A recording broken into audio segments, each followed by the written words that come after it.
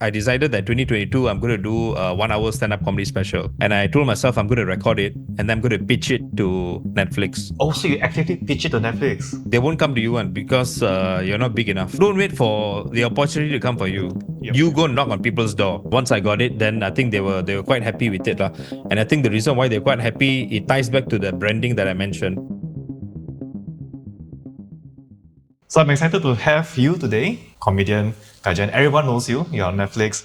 Maybe you can start off like telling me what made you become a comedian. Yeah, I guess it started off from university days. I was studying mechanical engineering in Monash University in Sunway. My 4 years was all in Sunway. I never did training. That time, parents said, hey, you got a younger brother. So, yeah, maybe we need money for him. La. So, when I was there, my friend said, hey, there's a talent competition. Why not you go and tell some jokes since I find you funny? In a way, he's saying that I shouldn't do engineering. La.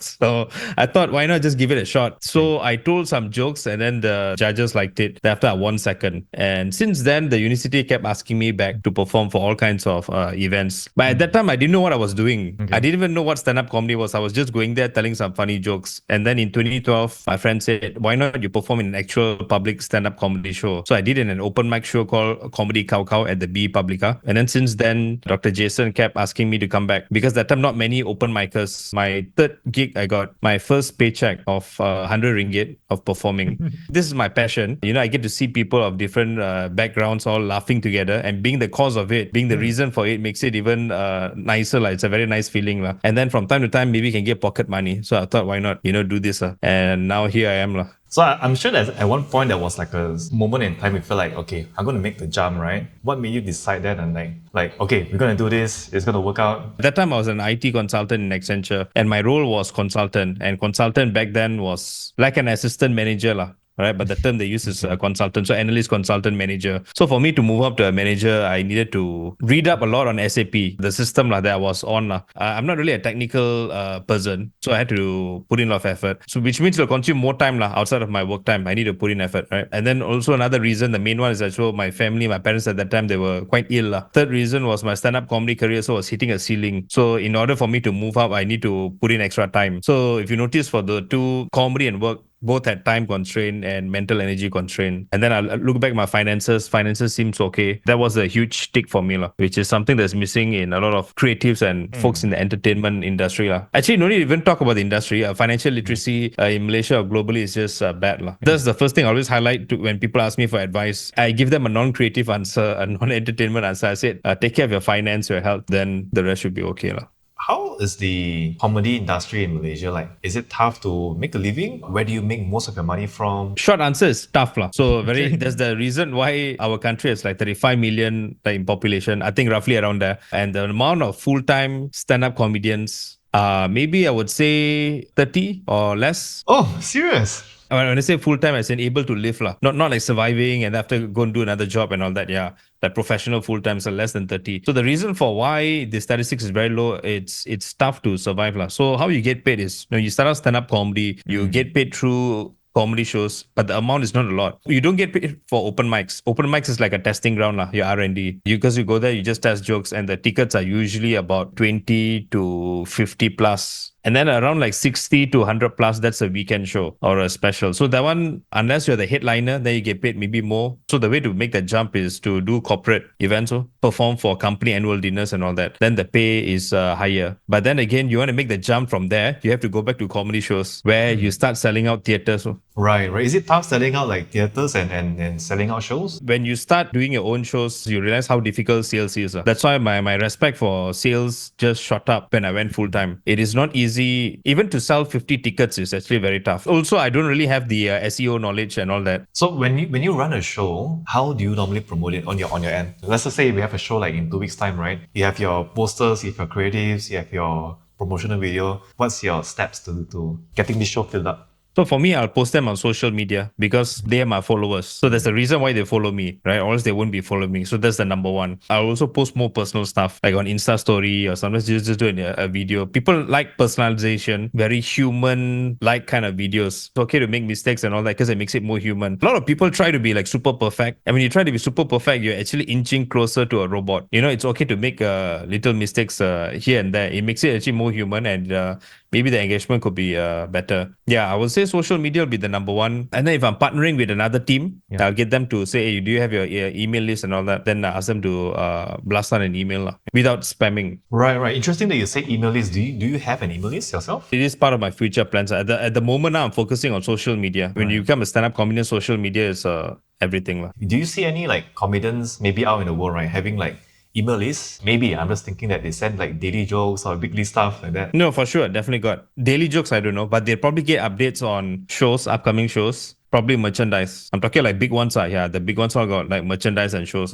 because they are probably so big. They hire like they got a whole team behind them. They have a subscription list. Yeah. So sometimes that's what I do from time to time. I always tell Okay. people look at people who have achieved it globally, people who are Okay. in your line, and then just check out their website and just see what are they doing. So one thing I noticed is all tours and merchandise. So if I were to summarize, and they got their email list for sure. Yeah. All right. So I'm curious how you promote yourself these days. What do you do to promote yourself? Or maybe how do you get that Netflix deal as well? I think I'm more on the branding side because I'm from the corporate background. So I'm a bit more of the professional kind of style. So I think that's why I get a bit more corporate gigs because corporate folks will say, hey, you know what, you got engineering background, you used to work as an IT consultant. So I'm really touching two industries today. And then I've done many corporate events. And then my jokes are also clean. Ah, yeah, yeah, yeah. I don't do vulgarity, no sex jokes, religious jokes, or whatsoever. So usually corporate folks like this kind of stuff. So the branding is already there. All these things, I think it feeds to the mind because our mind works way faster than we think. It's working on the background. It will start to cluster data and it will simplify, hey, what is this guy known for? So I would say like clean, professional, funny, inspirational, and all that. So I would say that's on the marketing part. The Netflix deal is, I had it in mind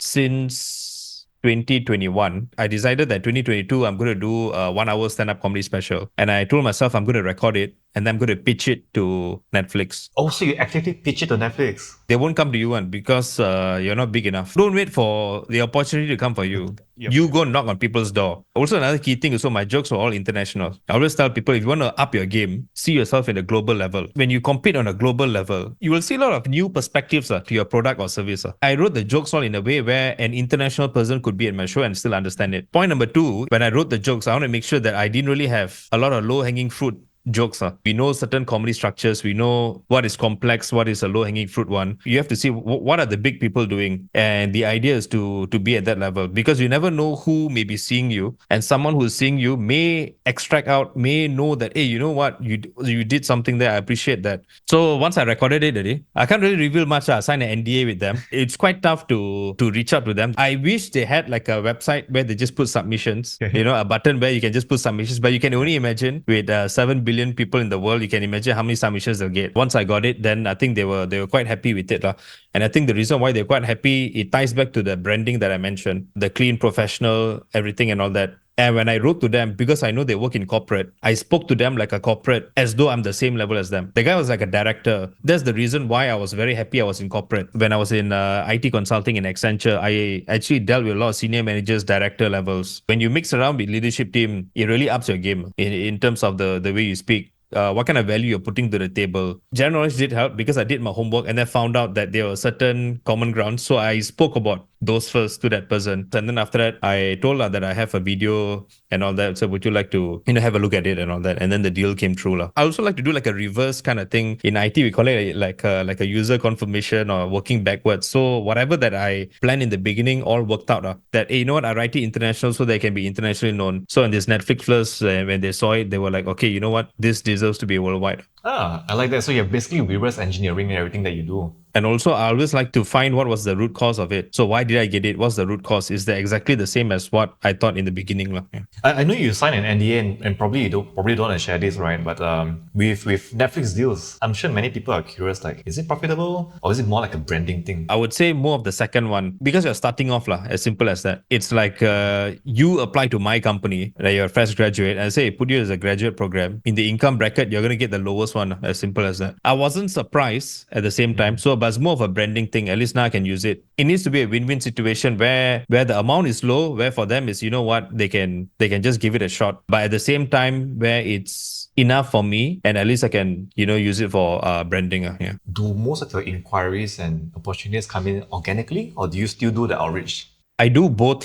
So the first thing I did when I went full-time was I did a website. Again, I did a website actually mainly for Not so much on marketing, more on the branding part. Because when someone has a domain, the name and the domain, it just feels a bit more professional. Yeah, Like, yeah, you just feel, yeah, I got a .com. Like, wow, like, yeah, yeah, yeah. this is from last time. I think even until now also, it feels, because when I was checking out the big plays in stand-up comedy, yeah, it just feels cool to have your name with a domain. So that's Mm. the first thing I did. And at that time, I didn't know lah what to do. But then I Google, then found out Squarespace. Then okay lah, gave it a try. Quite easy. So just drag and drop. Yep. Not like the old days. If you remember Friendster, you got to copy and paste codes Yeah, HTML, CSS, all this to stuff. to just change your backdrop and all that. So now it's like drag and drop. Things are becoming easier. I get inquiries from my website. Sometimes I get direct to my email, not through my website, because through my website there'll be like a submission form template into my email. But sometimes I get direct email, WhatsApp also. Sometimes I just get WhatsApp out of nowhere. Hi, I got an annual dinner coming up, blah blah blah. But that's the thing, lah. I mean, I've been doing it for 12 years now. It's my 13th year, so it builds up over the years. It's all true people that I know. You got to build your name over time, lah. So that's why I always tell people that if you got to do something, make sure you're doing something that you're passionate in. If I were to ask you, right, what value does a comedian give people or a company? What would you say? It's sad to say this, but I feel like the world is getting more depressed time over time. If we just speak to our parents, right, if we just look at their workload compared to now, now you're required to do more. And because of that, I think there's a reason why a lot of people may not choose to work. In fact, there's even an article where some people, when the younger kids are like choosing not to study, I think it kind of works both ways. We are all stressed up. We need to change the way we think. Like, if you think about it, last time school was very serious. I was happy that I was active in core curricular activities. Even in university also, I was active in core curricular activities. That helped a lot because it was like fun. You can do it whatever you want. If happiness is a stock, yeah, the value is just shooting up. It's also beneficial health-wise. When my dad was in the hospital, I remember the doctor was like saying, make sure you all are there for him. Make sure you all are motivate him and all that. There's a reason why they say, because it's if you read up a lot on like health benefits, the mental health is like a big player lah. I think that's a great answer. I mean, like most of the things that we do in life, right? When we buy something we like, I think the reason we buy something we like is happiness, right? I'm also the same lah. I just like putting things into a cart and checking out. I would say just like a general advice to everyone, keep doing good. I'm a strong believer. If you do good, you'll be blessed. Good. My first charity was RM2. This was my first year of doing stand-up comedy. I gave the car wash guy, and then the following day I got a call from NTV7. Some people say, yeah, it's a coincidental, but I felt like that was like a reply from the universe. So yeah, keep doing good. Right. Thank you so much, Gajen. Yeah, no worries. Thanks a lot, Reuben. Thanks.